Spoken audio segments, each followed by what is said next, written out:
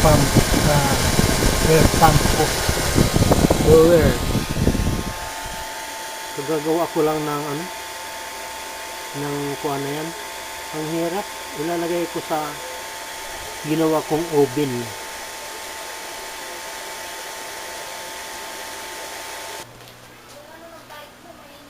Ito yung oven ginawa ko.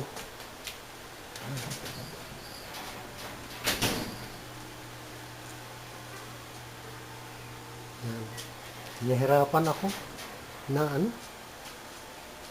kailangan palakihin muna ang apoy bago lumabas yung usok.